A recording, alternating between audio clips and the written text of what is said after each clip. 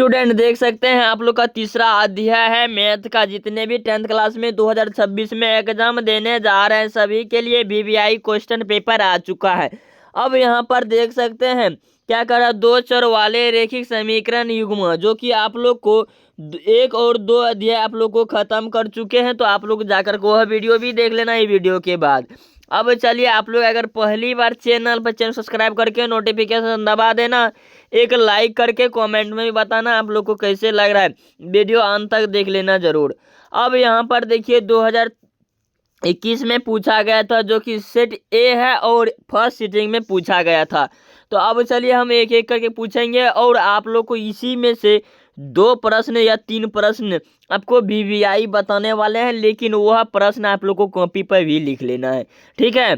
तो चलिए हम बढ़ते हैं। सभी अध्याय में हम 1 2 3 करके आप लोग को हम बताते हैं और यह वीवीआई होगा। तो जो कि अभी से जो भी लिख करके रखिएगा उन्हीं का आगे चल के काम आएगा और यह प्रश्न पूछा जाएगा, ठीक है। तो चलिए हम बढ़ते हैं। तो अब क्या कर रहा है, 1 नंबर में समीकरण निकाले, जो कि 6x - 2y + 9 = 0 और क्या कर रहा है 3x - y + 12 = 0 के आलेख 2 सरल रेखाएं है। तो इनका क्या हो जाएगा, सरल रेखा।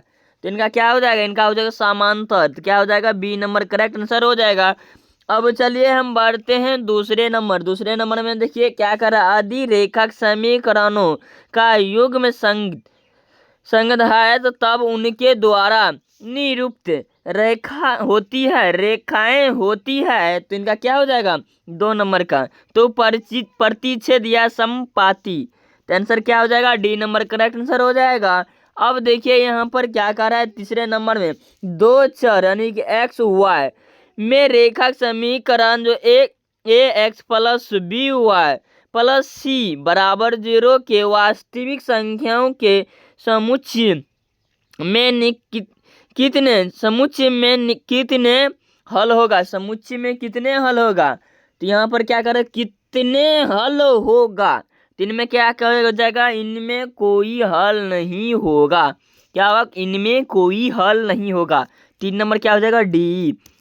अब देखिए इसमें क्या करा, रेखिक समीकरण में चर के घात की संख्या होती है।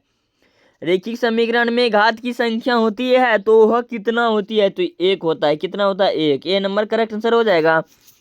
अब यहाँ हम बढ़ते हैं 5 नंबर में। क्या करा, रेखिक समीकरण युग्म में 5x + 2y = 16 एवं 7x - 4y = 2 के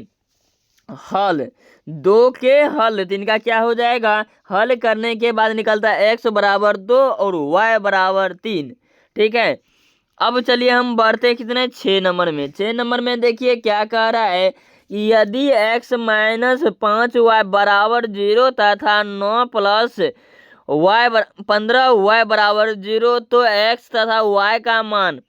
अब देखिए यहाँ ए बी सी पर निकलता है आंसर। क्या निकलता है, इनका मान रह जाता है ए, इनका मान रहता है बी और इनका मान सी। तो इनका इसी पर मान निकल जाता है, ठीक है। तो एक्स और वाई का मान दोनों के निकाल करके जोड़ के कर दिया जाता है। तो इनका मान क्या हो जाएगा, 6 का। तो 6 का आंसर क्या हो जाएगा, बी नंबर करेक्ट आंसर होगा। x = 0 y = 0, ठीक है। अब चलिए हम बढ़ते हैं कितना नंबर, 7 नंबर। 7 नंबर में देखिए क्या कर रहा है, एक रेखिक समीकरण का घात होगा। एक समीकरण का घात होगा, यहाँ पर समीकरण पूछ रहा है तो समीकरण का घात क्या होता है, तो इनका हो जाएगा 1। आंसर क्या हो जाएगा, 1 हो जाएगा। सी नंबर करेक्ट आंसर हो जाएगा। अब चलिए हम बढ़ते हैं कितना, 8 नंबर में। 8 नंबर में देखिए क्या कह रहा है, युगपथ समीकरण 2x + 3y = 5, 4x + 6y = 9 है। तो निकालिए। तो इनका क्या हो जाएगा आंसर, तो इनका हो जाएगा असंगत हो जाएगा, यानी कि इनका नहीं निकलेगा। ए नंबर करेक्ट आंसर हो जाएगा। अब यहाँ पर देखिए क्या कह रहा है, 9 नंबर में के का किस मान के लिए समीकरण x + y = 7 तथा 2x प्लस के बराबर 14 संपित है। तो आप लोग को यह 9 नंबर के जो सवाल है तो आप लोग को 2026 में पूछा जाएगा। कौन पूछा जाएगा? 2026 में। तो इनका आंसर याद रख लेना है। 9 नंबर का क्या हो जाएगा? 3 आंसर करेक्ट हो जाएगा। आप लोग 100% यह के वाला पूछा जाएगा। अब देखिए यहाँ पर आ रहे हैं 10 नंबर में। 10 नंबर में क्या कह रहा है? के किस मान के लिए समीकरण 3x माइनस वाई बराबर -8 तथा 6x प्लस के वाई बराबर -16 संपातित रेखा की संपाति है। तो इनमें क्या आंसर हो जाएगा? 10 का हो जाएगा। 2 आंसर करेक्ट हो जाएगा। आप लोग याद कर लेना, कॉपी में लिखते चल जाना है जो बीबीआई बता रहे हैं। तो अब देखिए यहाँ पर क्या कह रहा है? 2 रैखिक समीकरणों के आलेख प्रतिच्छेद रेखाएं है तब रैखिक समीकरण युग्म का है। तो क्या हो जाएगा इनका? 11 का। तो एक हल हो जाएगा। क्या हो जाएगा? एक हल। तो ए नंबर करेक्ट आंसर हो जाएगा। अब यहाँ पर देखिए क्या कह रहा है? 2 रैखिक समीकरण के आलेख समांतर रेखाएं हैं तब रेखा का समीकरण युग्म है। तो इनका क्या हो जाएगा? 12 का आंसर हो जाएगा। कोई हल नहीं होगा। ठीक है, तो कोई हल नहीं होगा। अब चलिए हम बढ़ रहे कितना नंबर में? 13 नंबर में। 13 नंबर में क्या कर रहा है? समीकरण 3x माइनस वाई बराबर 5 तथा 6x माइनस वाई 2y बराबर के का कोई हल हो न हो तो क्या होगा? तो इनका क्या हो जाएगा? 13 का आंसर करेक्ट हो जाएगा। के बराबर या 10 हो जाएगा। आंसर क्या हो जाएगा?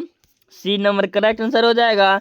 अब यहाँ पर देखिए क्या कह रहा है? 2 चर एक्स वाई में रैखिक समीकरण A X plus Y B Y बरा ई वाई माइन प्लस सी बराबर 0 तो कितने अधिकतम हल होगा? कितने अधिकतम हल पूछ रहा है?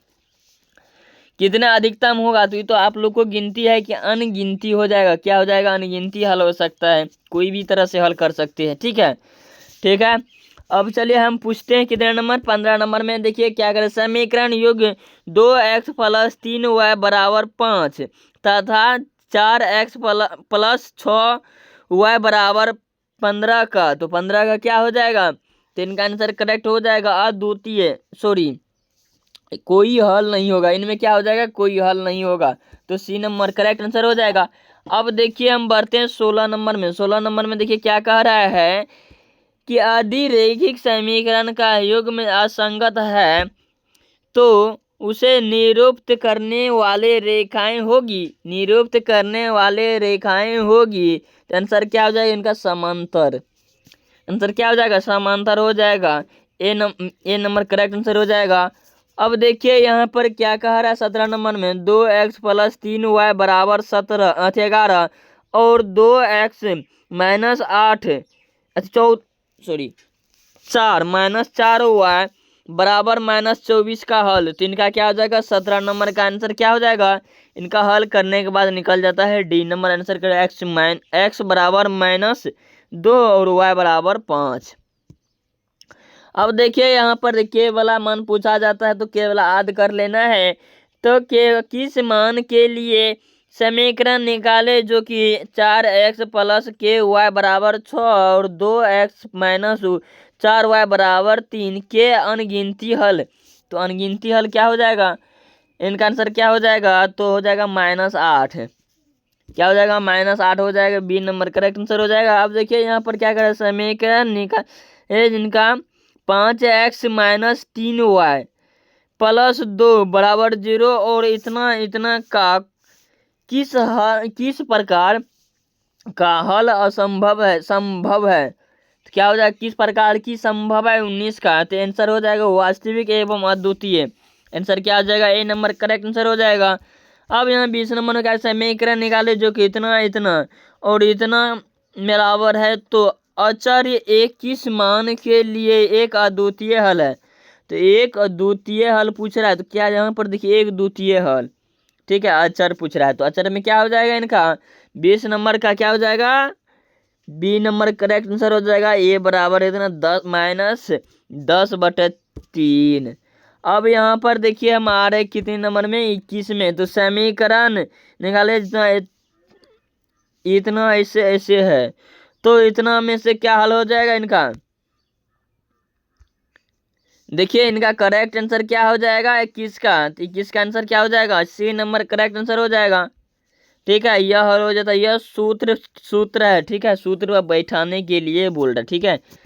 अब चलिए हम 22 नंबर में देखिए क्या करें, समीकरण x प्लस 2y बराबर 9 है, तो यदि x बराबर 5 तो y का मान क्या होगा? यहाँ पर x का मान दिया है, y का मान निकालना है, तो आसान वाली बात है। तो इनका क्या हो जाएगा? बी नंबर करेक्ट आंसर हो जाएगा 2।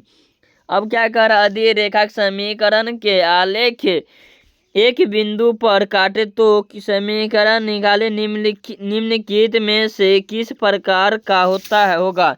तो किस प्रकार के होगा? तो इनका आंसर क्या हो जाएगा? 23 का। 23 का आंसर हो जाएगा सी अवरोधी के। आंसर क्या हो जाएगा? सी नंबर करेक्ट आंसर हो जाएगा।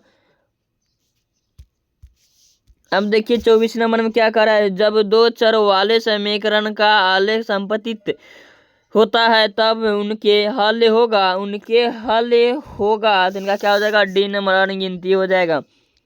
अब देखिए युग्म समीकरण इतना इतना इतना है, तो इतना में के, तो इनका अनंत हल होगा, तो क्या हो जाएगा? सी। 25 का आंसर क्या हो जाएगा? तो इनका हो जाएगा डी नंबर करेक्ट आंसर हो जाएगा। इतना हो जाएगा डी नंबर। A1/A2, B1/B2 और C1/C2। ठीक है, यह करेक्ट आंसर हो जाएगा। अब देखिए यहाँ पर क्या कह रहा है, यदि समीकरण इतना है तो इतना तथा इतना में के अद्वितीय हल कह रहा है। अद्वितीय हल निकालने के लिए बोल रहा है, तो इनका क्या आंसर हो जाएगा? बी नंबर करेक्ट आंसर हो जाएगा, के बराबर। ठीक है, अब देखिए यहाँ पर क्या कर रहा है, के का किस मान के लिए रेखिक समीकरण युग्म में 2x - y - 3 बराबर 0, तो 2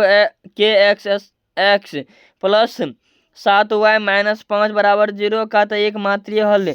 तो क्या हो जाएगा इनका?